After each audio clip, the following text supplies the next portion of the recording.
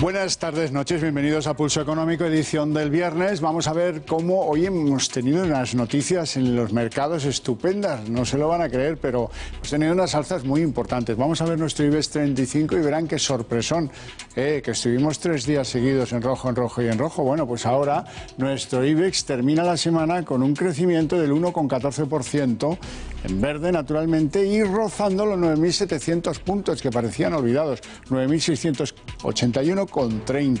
Las 3 compañías que más avanzan durante la sesión de viernes son la papelera ENCE, que ojo, sube 7,46% en una sesión y cierra en 4. La holding de Iberia y de Vueling, IAG, que gana en la sesión 5,27% y cierra en 7,88%. Y la tecnológica Indra, que recupera 3,68% y cierra en 11,28%. Las 3 compañías que más han bajado en la sesión son AENA tampoco es que bajen mucho hoy las que pierden, 0,89 la que más, 172,95 al cierre.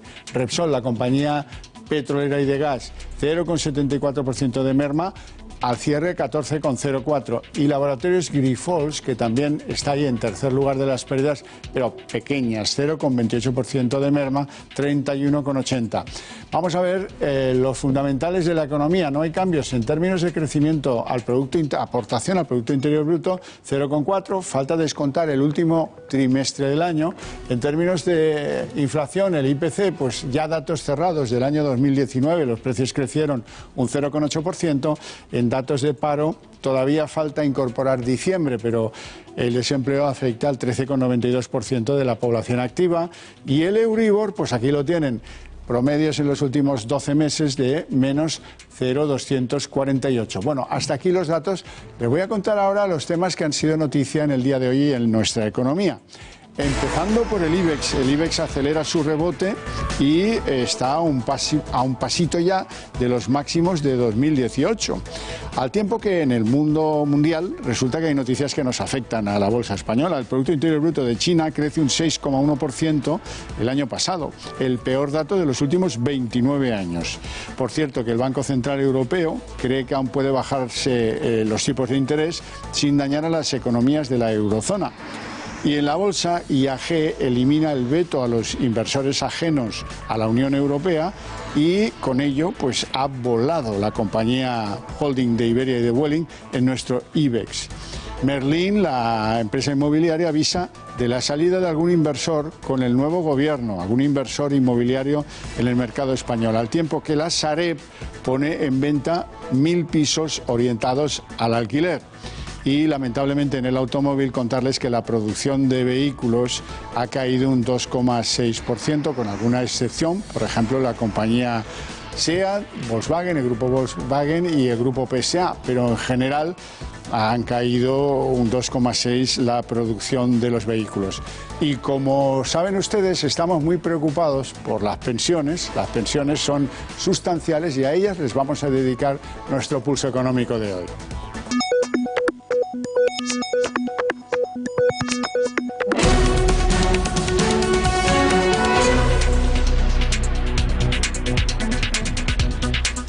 El viernes es un día que invita a la reflexión, no tanto a seguir las noticias que derivan de los mercados o de la actividad de las empresas, sino a la reflexión. Hoy les propongo una reflexión sobre un asunto central para la sociedad española, las pensiones, para la sociedad española y para todas las sociedades europeas. Pero en cualquier caso, las pensiones. Hemos visto esta semana que se producía ese aumento del 0,9%, unos 10 euros a las pensiones normales cada mes, de aumento del graciosa decisión del nuevo gobierno, con la que yo no estoy en desacuerdo, quede bien claro, pero que sepan ustedes nos cuesta 1.400 millones y sepan ustedes que este apretar de tuercas en torno a las pensiones, no de los que ya las tienen, sino de los que aspiran a tenerlas, se produce en el conjunto de las sociedades europeas y ha traído en jaque a la sociedad francesa.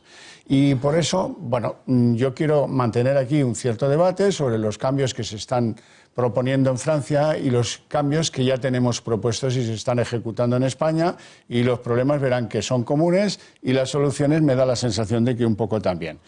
Y para ello tenemos aquí a don Patrick Marion, que es empresario francés pero residente en España hace muchos años y que habla perfectamente español. Y del otro lado, y para explicar las cosas que nos afectan a los aspirantes a pensionistas españoles, el profesor Juan Carlos Higueras, que es analista económico y profesor de la EAE Business School. Buenas tardes. Muy buenas tardes. Vamos a ver, señor Marion, yo quiero que nos explique qué ha pasado en Francia o qué está pasando en Francia, porque aún no hemos terminado, ¿no? No hemos terminado. Estamos empezando. Es decir, yo te diría sencillamente que por fin un gobierno trata de solucionar el problema de las pensiones, a los cuales otros gobiernos franceses han mirado de reojo y no han querido hacer gran cosa. ¿Qué está ocurriendo? Pues en realidad es muy sencillo y lo que yo creo que ocurre en muchos países europeos, ¿no? Por un lado tienes una demografía deficiente en Francia, menos hijos por matrimonio y por familias, como aquí, y envejecimiento progresivo de la población, con lo cual, con eso, solo con mirarlo con estos ojos ya basta para ver que hará falta dinero para poder seguir pagando pensiones. Y en eso nos metemos actualmente. Bueno, entonces el gobierno francés, el gobierno de Emmanuel Macron, decide una reforma. Decide una reforma y decide hacerla, pues, bueno, lentamente según él, pero está firmemente decidido a hacerlo. Por dar 4 pinceladas sobre las reformas que se están haciendo actualmente y sobre quizás de dónde partimos, ¿no? En Francia se puede uno jubilar a los 62 años. Es la edad tope que actualmente se tiene. A partir de ahí se ha establecido o se trata de establecer lo que han llamado en Francia estas manifestaciones un âge pivot, o sea, un año tope o un año de convergencia, por así decirlo, que se sitúa en el año 2027 a 64 años. Con lo cual hay recorrido para poder ir hasta allí con las modificaciones que deban ser, pero tratando de que efectivamente para que se puedan seguir cobrando pensiones habrá que trabajar un poco más y habrá que dar un poco más. ¿Se pretende aumentar el número de años prescriptivo para poderse jubilar en Francia? También, efectivamente, se prevé. Lo que pasa es que ese número de años actualmente, según las discusiones que están teniendo lugar con sindicatos y demás, en principio ya estamos casi seguros de que no afectará a los nacidos antes de 1975, que se quedarán, digamos, con el régimen actualmente. Antiguo, sí. Y después hay escalones, hay un escalón más importante en el 80, en el 85, para que esas personas, para poder encajar, digamos, estas personas en la edad de jubilación. Bueno, el cálculo del tiempo de cotización para establecer pensión en Francia ahora está ¿en cuánto? Está en los 40 y tantos años trabajados, más o menos, 40 y tantos. Pero para hacer la contabilidad de cómo va a ser la retraite, la pensión, que dicen ustedes, ¿cuántos años estudian? Claro, entonces, ahí es donde intervienen muchísimos factores que son los que están revolviendo actualmente a la sociedad francesa. ¿Qué tienes? Por un lado, las pensiones de tipo seguridad social y las pensiones que son, digamos, regímenes especiales, que hay muchísimos en Francia, que pueden abarcar tanto servicios públicos, o sea, empresas del Estado, o también empresas privadas, que también existen. Pero hay 42 regímenes distintos y donde lo que se pretende hacer es tratar de que converjan estos 42 regímenes, con la ayuda de sindicatos, evidentemente, durante ese periodo que tiene que llegar hasta el año 2025 y donde todos, a 64 años, logren el gobierno esa universalidad, que es lo que... Bueno, y ahora permítame algo de periodismo, aunque sea de hace un mes. 700 kilómetros de cola alrededor de París, eso me lo han oído contar aquí. Estaciones que no funcionan en Navidad, aeropuertos que no funcionan en Navidad. Centros comerciales, me contaba usted antes. Sí, que cierran antes de tiempo. Que cierran para que la gente se pueda llegar a sus casas en servicios públicos, claro, muy importante. Han llegado a pagar la Torre Eiffel en pleno periodo de vacaciones navideñas. Esa es la respuesta de la sociedad francesa a la reforma de Macron sobre sus pensiones. Profesor Higueras, al mismo tiempo nosotros hemos empezado este 1 de enero con la aplicación, el siguiente escalón de la aplicación de una reforma que pone las cosas mucho más complicadas al que se pretende jubilar. Por ejemplo, la edad de jubilación mínima exigible, 65 años y 10 meses, y creciendo, ¿eh? Esto se pone 67 años en el 2027. En dos ejercicios. Justo cuando usted decía que los franceses llegarán a 64, en España llegaremos a 67. Y aquí nadie sale a la calle, aquí como los sindicatos son de los que son y los otros son de los no sé qué, pues óigame, de esto no se queja nadie. Tampoco sé si hay que quejarse, porque es importante entender que algo habrá que hacer para que esto se mantenga. No sé si esto o otra cosa. Sigo, profesor, y ahora le dejo la palabra. Tiempo mínimo de cotización, aunque uno tenga los 65 años más 10 meses. Le van a exigir a usted que haya pagado 36 años y 9 meses, que es como una condena muy larga en alguno de esos penales que tenía Francia en la Guyana, donde se iba el papillón, ¿no? Totalmente. Y un día. 36 años y 9 meses de cotización a partir del pasado 1 de enero. Y luego 23 años de cálculo. Ahora le entra usted al toro por donde usted Bueno, guste. pues aquí hay una diferencia importante con respecto a lo que pasa en Francia. Hay convergencia en cuanto a llegar a una cosa similar en el 2027, en cuanto a subir la edad de jubilación, 2 años más, pero aquí no estamos protestando tanto como ocurre en Francia. Aquí parece nada. Que los únicos que protestan son los jubilados, los movimientos de jubilados, que piden la revalorización con el IPC, pero que realmente el problema es más a largo plazo. Es un problema de los que no están jubilados. Eso es que es un problema que vamos a sufrir nosotros y nuestros nietos en el futuro. Y entonces, el que se arregle algo o el que se ponga un parche de aquí al 2027, eso no deja de ser un parche. Hay que reformar, pero desde abajo, el sistema de pensiones y yo diría que la estructura de la seguridad social. Porque hay que hacer algo que funcione de forma definitiva, independientemente de ideologías políticas, que funcione para todos, independientemente de quién haya en el gobierno, que sea sostenible financieramente y que no tengamos a nuestros mayores pasando las vicisitudes que pasan, porque hay 5 millones de pensionistas en riesgo de exclusión social y más. Entonces, claro, en Francia yo lo entiendo, ¿no? La cultura de la Revolución Francesa y la toma de la Bastilla, que es lo que... Esa es muy antigua. Yo casi entiendo más la cultura de que hay unos sindicatos fuertes y exigentes que no están subvencionados y por lo tanto no los controla el presidente de la República. Si me permites, antes hablabas efectivamente de París y los grandes almacenes y demás, pero claro, ¿dónde está ocurriendo, por hablar solamente a nivel periodístico, de la parte de manifestaciones, ¿no? Es París y región parisina. ¿Por qué? Pues porque 2 de las empresas, digamos, del Estado más fuertes y también con prebendas a nivel de muchos tipos, pero también a la hora de tener una pensión determinada. Por un lado es la RATP, o sea, la Régie Autonome de Transport Parisien, que es todo lo que es el metro de París, y los autobuses, y lo demás es la SNCF, o sea, los famosos, los ferroviarios, les cheminots. La Renfe francesa. La Renfe francesa, que son 2 entidades monstruos que evidentemente tienen pues un peso específico y además capacidad para revolucionario de la ferrovía, ¿no? Claro. En todo el sur de Europa. Y son los que están actualmente incapacitando movimientos pues en Francia y sobre todo en la región de París. Sí, pero vamos a establecer este encuentro España-Francia, Francia-España en términos para que ustedes se den cuenta de algunas cosas elementales que están, a mi modo de ver, sustraídas de los derechos de los que aspiran a jubilarse en España. Una de ellas es, hombre, muy bien, el cálculo 23 años de mi experiencia con la seguridad social o de la suya. Bien, vale, y estos 23 años yo puedo elegir cuáles son, como pasa en muchos países de Europa. Donde no pasa es porque se tiene en cuenta que yo sea a favor, declarado partidario, toda la vida laboral en el cálculo. Toda, el que tiene más, que tiene menos. Eso debiera también tener premio para los que llevan trabajando desde más chiquititos y cotizando, que es lo que cuenta. Si trabajas o trabajan menos, da igual. Pero si tienes cotizaciones desde los 14, ¿qué pasa?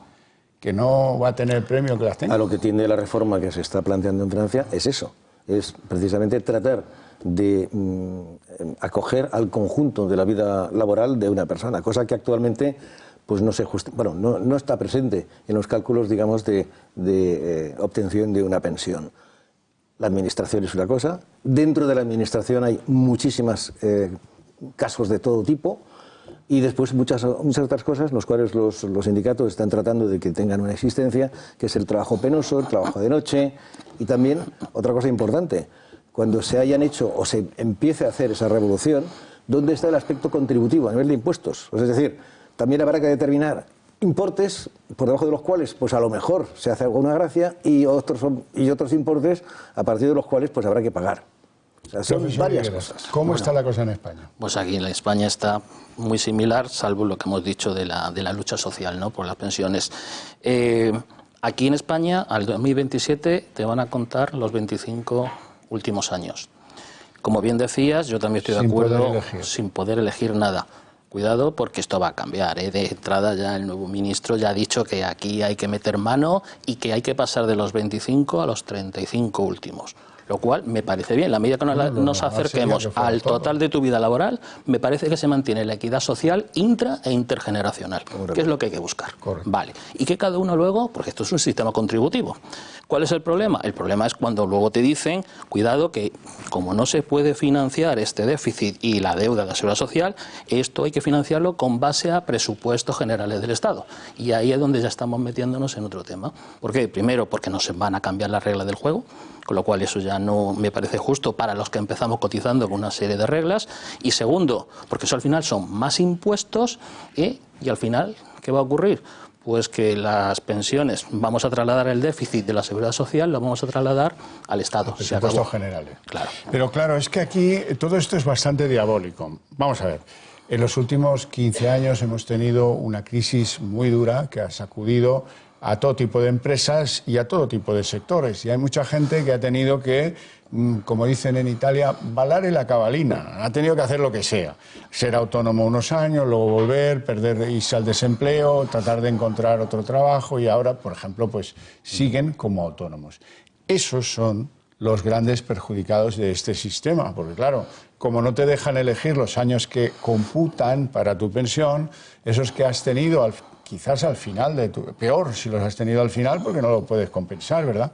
Eso sí que produce una muesca a la hora de cuánto te va a quedar de pensión extraordinaria. Sí, efectivamente, porque hay muchos casos y cada vez más de gente con más de 45 años que se va al paro y que tiene que hacerse emprendedor o que se tiene que hacer autónomo y que lógicamente bajan sus ingresos y por tanto también sus contribuciones. Si al final le tienes en cuenta esa parte que es la más baja de toda su vida laboral, pues está siendo injusto con ellos. Cuidado porque también se está planteando subir las cuotas de autónomos en función de las rentas, que eso habrá que ver cómo luego afecta todo eso, pero en cualquier caso se está perjudicando. Déjeme que diga que en el caso de los autónomos que tienen más de 52 años, no se les deja, o les dicen que no en los instrumentos de la Seguridad Social, a eso de cotizar un poco más de lo que es el mínimo. Tienen que pedir una autorización, que es el no va más. Esto es el no va más. El que quiere ser cauteloso de su pensión y quiere no tener esa muesca, tiene que pedir un permiso especial. Bueno, bien. En Francia, ¿hay impuesto para sostener las pensiones? En Francia, en principio, no. Es un sistema que funciona por reparto, evidentemente, como aquí. Y funciona incluso para todos los regímenes de pensión, es decir, tanto para la Seguridad Social, que es el más importante, pero también por los 42 regímenes que acabamos de enumerar. Otra cosa es que es el modo de cálculo. En algunos de ellos ya se ha hecho, digamos, aquello de la consecución de jubilación por puntos, es decir, atribuyen a un montón de años trabajados, trimestres trabajados, un punto, y ese punto tiene un valor que se puede revalorizar cada año para tratar de calcular la pensión. Estos son los menos. Pero no deja de ser, vamos a ver, es un reparto, es reparto anual. Hay una caja de pensiones actualmente que pues tiene dinero, es verdad, y forma parte, digamos, de qué cesión hace el gobierno actualmente para que los sindicatos la puedan usar dentro de esta negociación para, digamos, asumir, por un lado, el hecho de que se use paulatinamente en base a unas contribuciones superiores mientras se alarga un poco el periodo de trabajo de los futuros jubilados, y ahí está también una de las dificultades de esta negociación, ¿no? Que cómo se van a usar y cómo se va a controlar esa caja. Claro, pero yo quiero que entiendan que hay muchas cosas que podemos mejorar. Por ejemplo, no es ni medio justo que el que llega a una edad de jubilación luego no pueda trabajar en nada. Efectivamente. Que es una cosa que nos singulariza en Europa. Dice, bueno, una manera que tiene el jubilado que pueda hacerlo, ojo, el que no puede, pero el que pueda hacerlo es que pues tengo un trabajo a tiempo parcial, 3 o 4 horas al día, que puedo asumir y con eso, pues mira, compongo unos ingresos que no me mandan al umbral de la pobreza que decía el profesor Higuera. Pero es que aquí ni siquiera eso. Aquí la reforma francesa sí tiene en cuenta, o tratará de tener en cuenta, hay una comisión que llaman la comisión de senior, o sea, bajo qué tipo de formas podrá trabajar alguien por encima de su edad de cotización, o quizás elegir, digamos, otra profesión u otro tipo de trabajo adicional, cuando en algunos regímenes pues puede existir una persona de 40 años y jubilada ya, en algunos aspectos del funcionariado. O sea que, claro, ¿qué haces con 40 años? Si es que tienes o puedes seguir trabajando, pues buscarte otra cosa, ¿no? Y eso lo están haciendo actualmente. Aquí en España se conocen casos de personas jubiladas, funcionarios, altos funcionarios, que han hecho pequeñas aportaciones por las cuales pues han pagado unos impuestos y lo han facturado, y que luego pues han sido amenazados con perder la pensión. Ojo, que es muy serio, es un delito gravísimo. Esto no puede ser. Hace poco salió una noticia de un jubilado que fue a participar en un casting para un programa de televisión, le dieron 50 euros y le han bajado, le han multado y le han bajado 100 euros la pensión. Bueno, y se ha librado, porque seguramente sería un argumento tan patético y tan ridículo, pero si ese señor hubiera cobrado una cantidad más importante, pues y hubieran ido a por él sin piedad, que esto es una de las cosas que, en fin. Pero yo les quiero recordar una cosa, con el aumento del pasado Consejo de Ministros de esta misma semana, ¿cómo quedan las cosas? Pues mire, quedan en que la pensión de jubilación tiene una media en España de 1.150 euros con 98 céntimos. Para echarse a llorar según donde usted viva, ¿verdad? La de viudedad, que es una de las que tenemos que hablar a menudo, porque es lamentable. Los viudos cobran menos que las viudas en España. Ya me dirán, debe ser la pelea de género de parte del gobierno, no lo sé. El caso es que la pensión de viudedad, sean hombres o mujeres, tiene una media vergonzosa. 719 euros con 86. Cuéntenme cómo viven en Bilbao, en Barcelona o en el centro de Madrid las pobres señoras viudas o los pobres señores viudos, con ese dinerito. La incapacidad laboral permanente, que esto es algo que proviene de un accidente o proviene de una enfermedad que incapacita laboralmente. ¿Y cuánto te paga el Estado cuando esto te sucede? 986 euros con 95, subida incluida. Bueno, pues óigame, yo creo que convendría cierta vuelta a la racionalidad y a entender que con eso es muy difícil vivir en la sociedad actual, y por lo tanto hay que abrirle puertas al cercado, porque en el cercado la gente está pues que devuelve recibos, y eso tampoco es justo, sobre todo para el que no trabaja porque no puede trabajar, puede tener un accidente laboral, o la que es viuda, que de cobrar 1.700 euros pues pasa a cobrar 700, ¿no? Claro. En fin. Es que lo que hay que decidir es qué sistema queremos tener. Si queremos tener un sistema de reparto y contributivo, o queremos tener un sistema asistencial, o queremos tener un mix complementado con sistemas privados. Entonces, claro, cuando solo apuestas por sistema público contributivo, pero al final lo que te encuentras es que tenemos pensiones asistenciales y que cada vez más vamos a depender del pago de la financiación a través de los impuestos, pues empiezas a darte cuenta de que esto justo no parece que sea, pero ni para unos ni para otros, porque subir las pensiones un 0,9%, bueno, pues está bien, pero me parece que eso no te hace salir de la miseria que tenemos en términos de pensiones en muchos casos. Entonces, lo que tenemos que garantizar es que nuestros mayores tienen pensiones que les van a permitir vivir y dormir tranquilamente con dignidad en los próximos años, que la esperanza de vida, como bien decías, está aumentando. España es el segundo país en esperanza de vida, y pronto, dentro de 10 años, superando a Japón y poniéndose el primero. Entonces necesitamos hacer algo que realmente garantice eso, y no estar aquí peleándose por un 0,1% más que si el IPC. No, vamos a garantizar que las pensiones son dignas, y vamos a reformular el sistema para que esto se pueda hacer así. Por cierto, la mala suerte la que tuvo el presidente francés, Macron, cuando encargó al que había hecho la última reforma de las pensiones en Francia que hiciera una más profunda o más tal, para que esto fuera entrando en una órbita pues como la de aquí, en el redil.